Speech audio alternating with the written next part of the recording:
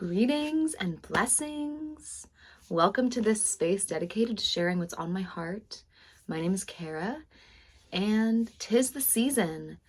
Today, I really am feeling called to discuss Christmas, solstice, Santa Claus, all things related to this topic. It is, I think, December 16th when I'm filming this, when I'm feeling called to let this out of my body. My husband, this rising around the breakfast table, shared with me this thread on X about basically Santa Claus and what do I do? My kid is asking me what's real, what's not real. And the overwhelming amount of responses in the comments, basically just telling them to keep lying, to say something like, when you stop believing, they stop bringing you presents, and then they stop asking questions. It's great. And my immediate visceral response is like sadness. I mean, honestly, it's sad. It's sad that we as a culture think it's okay to lie to our children, and we start this lie just to create some illusion of magic. I don't even exactly understand really the reasoning behind it as someone who now does not follow Christmas, and we'll get into that. But the overwhelming amount of people who believe it's okay to lie to their children about Santa Claus, and then when they're confronted with the moment of, oh, my child now recognizes that this might actually not be true, and then they, for some reason, think it's a breach of trust to then, I don't know, keep lying about it or to not lie about it. But you breached the trust when you invited Santa Claus into the narrative in your home.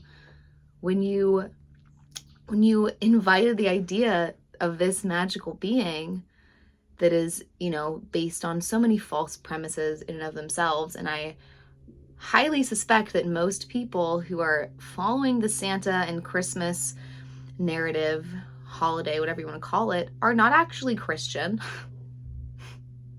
I certainly did growing up. My family was not Christian, and I know so many of my friends growing up, and now as an adult, so many of our friends celebrate this holiday and this tradition, and yet they don't even follow the religion that it's rooted in. And the religion that it's rooted in is also not 100%, cohesive on when Jesus' birthday, which is what Christmas is supposed to be, was. When was Jesus' birthday? There is no consensus over this. There is no proof it was this December 25th or January 7th or whenever people claim it was. So, that's like I'm just popping in here to also add that Christmas is rooted in pagan traditions from like the Druids and the Celts and ancient Greece and Rome and like Saturnalia and all these ancient pagan religions. So that's where the roots of it come from. So it's not even really a Christian holiday, but now it's been taken as that.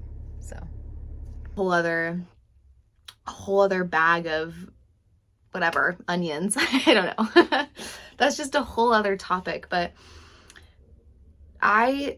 in my house, in our house, my husband and I have made the conscious decision since we got pregnant with our first child. We said, you know what? We are not going to tell him that Santa Claus is real. We're actually not even going to celebrate Christmas because we're not Christians. We don't believe in the Christian folklore, although there's a lot of very beautiful philosophical teachings in every religion. That's what we firmly believe. And so we will be teaching our children, the philosophical teachings from many religions, including some of Christianity. But we are not Christians. We don't call ourselves that. And so why would we celebrate Christmas? And additionally, we don't believe in Santa Claus. We don't want to lie to our children about anything ever, period. So why then would we lie about Santa Claus? It's a lie. You can make up whatever you want to make up to make yourself feel better about it. But at the end of the day, we as adults know that Santa Claus is a lie. And it's just really sad. And then to shame your child for asking this question, or to then think that you're then breaching the trust once they ask you. It's this very strange ritual that we have in our culture, and we don't want to be a part of it. So instead of complaining about this and blah, blah, blah, blah, blah, right, being negative Nelly, we decided to shift our perspective. We decided to have a winter tradition that was actually rooted in something, not only logical, but physiological in terms of the change of the season. So we follow the winter solstice. That's what we celebrate, the solstice, which depending on the year happens December 21st, 22nd. And it is the longest night of the year, the shortest day of the year. It's a holiday about, inviting the sun to return again, about honoring the change in our seasons and being very attuned to nature and this planet that we live on. So that's what we celebrate. And you know what? My oldest is only 2.5. So we've had this is our second solstice with him Earthside. And so we're still figuring out all of our traditions as a family. But we didn't want to strip the magic of the seasons away from him. And we also didn't want to lie to him about it to do so. My husband and I both feel like we have, I don't want to say baggage or trauma, but we both have, stories of discovering Santa Claus wasn't real when we were younger that just really impacted us. I mean, I remember when I was about 10, maybe younger, I don't remember. I looked in this big armoire in our house because I was an only child. I loved looking for my presents early. And I saw that it said to Kara from Santa. And I was like, wait a minute, it's not Christmas time. What do you mean from Santa? And so then, because I'm 24, I went on Google and I typed in, is Santa Claus real? And the first thing that popped up said, Santa, the biggest lie we tell our children. And I was like, whoa, this is legit. Like, my parents are lying to me. This is not real. And so I printed out that article and I handed it to my dad, and I was basically like, guilty, gotcha. And I busted Santa Claus for myself. That way I never even went to him and was like, is this real? And gave them a chance to lie. No, I just was like, boom, I'm looking this, I'm investigating myself. Wow, y'all lied to me. I don't want to do that to my children. There's nothing in our solstice traditions that is a lie. And you know what? Magic is still so present in this time of the year. Even though we don't have a mythological creature, a man that comes down our chimney and brings presents to our children, we still have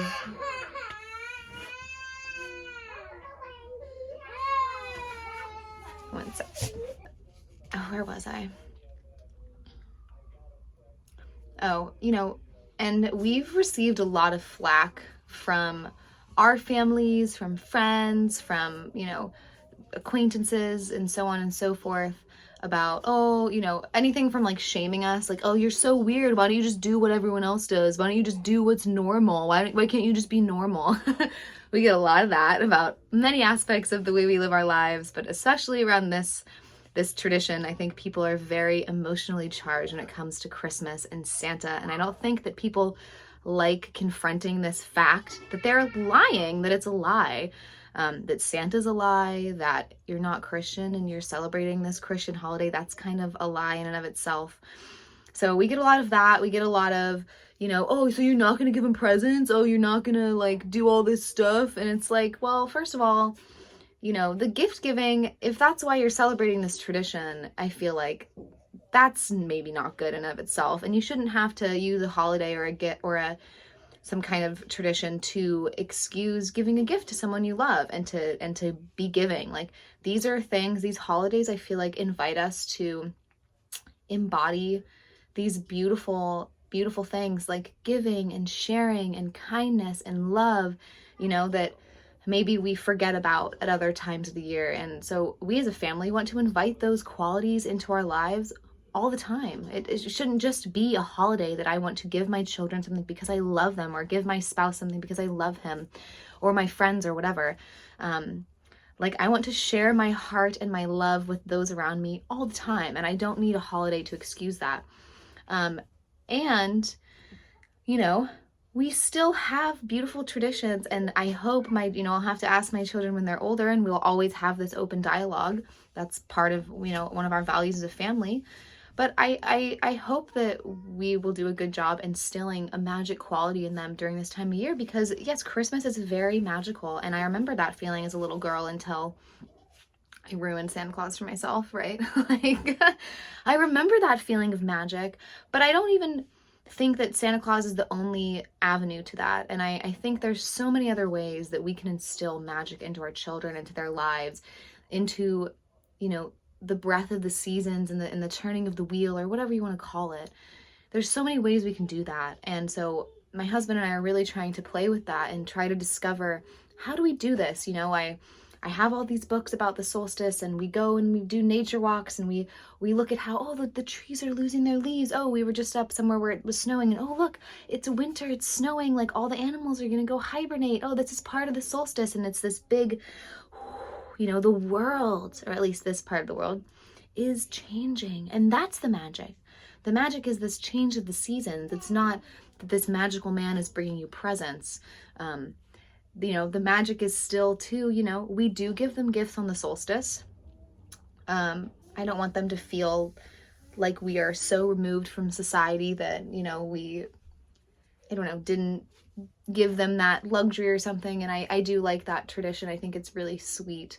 You know, I'm still fleshing out all my thoughts around this, right? Like, it's only been a few years that we've decided to do something different. So it's like raising all that programming from before and creating something new.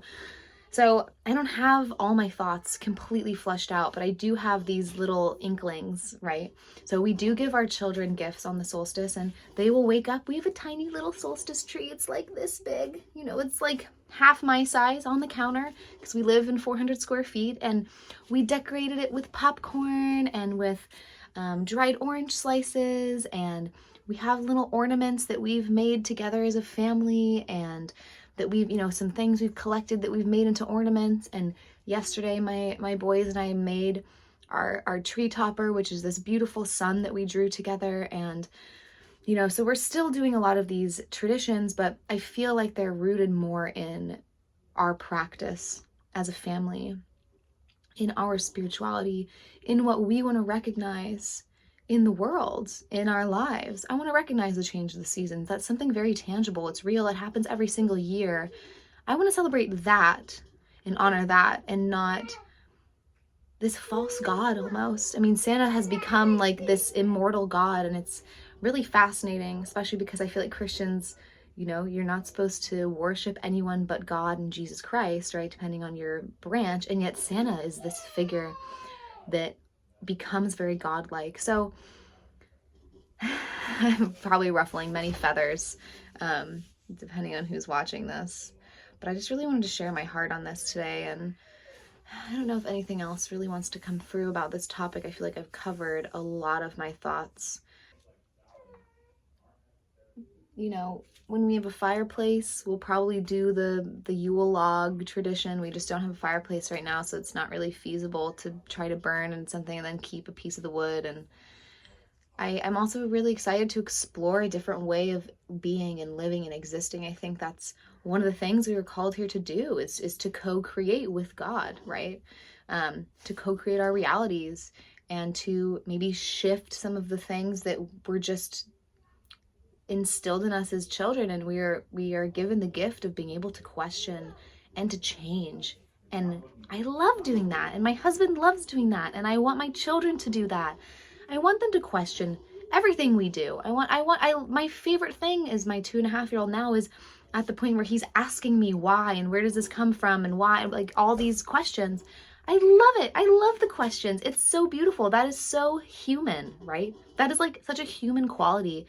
And I hope to never shame him away from that. And I find that so many people try to shame my husband and I really away from asking questions about the way we live our lives.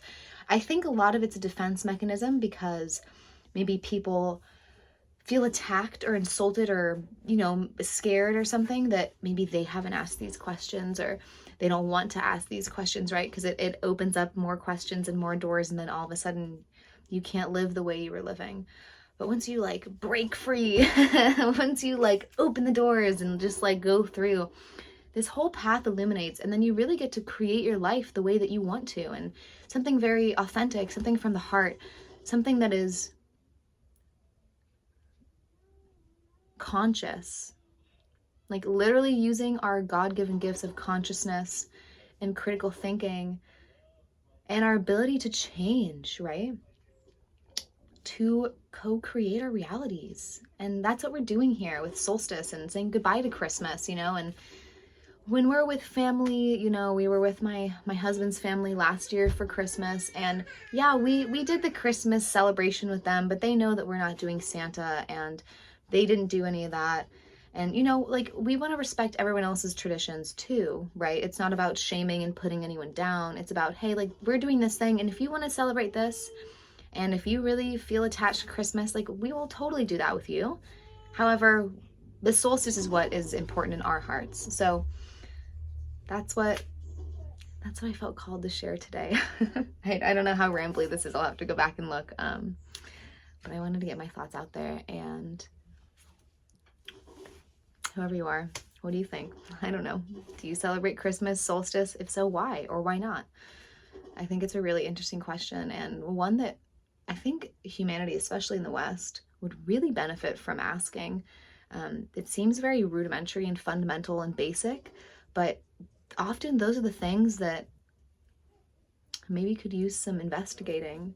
The things that seem the most obvious are often the ones that have a lot of power. Christmas is certainly one of those. So, Yuletide blessings to you. Happy solstice, Happy New Year, Merry Christmas, Kwanzaa, Diwali, whatever you celebrate. Blessings on you. Thank you for being here. Thank you for sharing this space with me, and I'll see you next time.